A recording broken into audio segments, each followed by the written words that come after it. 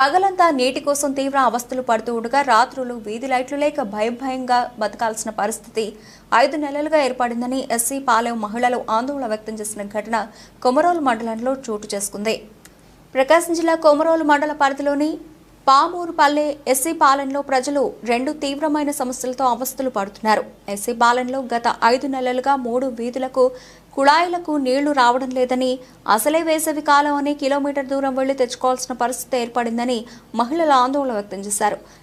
నీరు రాకపోవడానికి ప్రధాన కారణం పాలెంలోని రక్షిత మంచినీటి సరఫరా ట్యాంకు వద్ద నీళ్లు ట్యాంకు పైకెక్కే పైపు దెబ్బతినడంతో నీళ్లు పైకి ఎక్కకపోవడం, నీరు కింద వృధాగా పోతున్నాయని, ఫలితంగా 3 వీధులలో నీరు రాకపోవడం జరిగిందని గ్రామస్తులు తెలిపారు.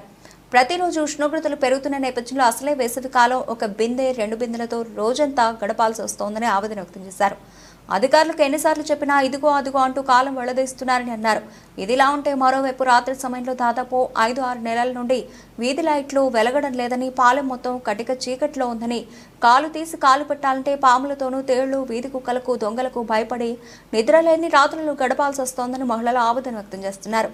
ఇకనైనా అధికారులు స్పందించి రక్షిత మంచినీటి ట్యాంకు వద్ద రిపేరు చేసి 24 గంటలు నీరు అందేలా చూడాలని, అలాగే పాలెం మొత్తం వీధి లైట్లు వెలిగేలా చూడాలని కోరారు.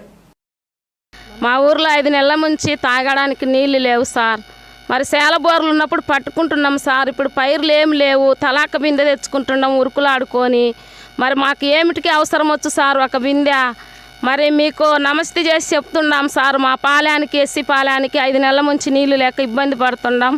సాయం చేయండి సార్. మరొకటి కూడా మాకు కరెంటు లేదు సార్. వీధి బల్బులు కూడా సంప్రదించి మేము అడిగిన దానికి సహాయం చేయమని మరే కోరుతున్నాం సార్.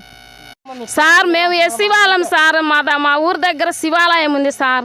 మేము నీళ్ళు పట్టుకోవడానికి పోతే అక్కడ ఉండే స్వామి, మీరు ఎస్సీ వాళ్ళు మా దాంట్లోకి రావాకండి తరుముతా ఉండరు సార్. మరి మాకు నీళ్ళు లేవు, చాలా కష్టపడి ఇబ్బంది పడుతున్నాం సార్. మేము నీళ్లకు మీరు సహాయం చేశారు త్వరగా.